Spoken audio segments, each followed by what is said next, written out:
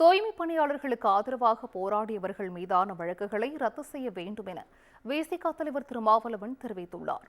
பெரம்பூரில் செய்தியாளர்களை சந்தித்த அவர் இவ்வாறு கூறினார். அந்த காட்சிகளை பாருங்கள். தனியார்மயமாவதை நாங்கள் ஒருபோதும் வரவேற்பதில்லை. அரசின் கொள்கை முடிவாக இது இருந்தாலும் கூட, அகில இந்திய அளவில் இது நடைமுறையில் இருந்தாலும் கூட, இது ஏற்புடையது அல்ல என்பது விடுதலை சிறுத்தைகளின் நிலைப்பாடாகும். எனவே மாண்புமிகு முதல்வர் அவர்கள் தனியார்மயப்படுத்துவது என்கிற முயற்சியை மறுபரிசீலனை செய்ய வேண்டும்.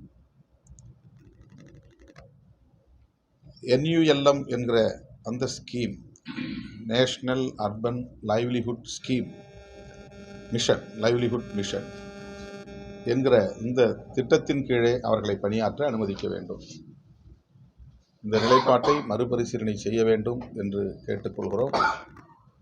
தூய்மை பணியாளர்களுக்கு ஆதரவாக போராடியவர்கள் மீது, குறிப்பாக பாரதி உள்ளிட்ட தோழர்கள் மீது கொடுக்கப்பட்ட வழக்குகளையும் திரும்ப பெற்று அவர்களை விடுதலை செய்ய வேண்டும் என்று விடுதலை சிறுத்தைகள் கட்சியின் சார்பில் வேண்டுகோள் விடுக்கிறோம்.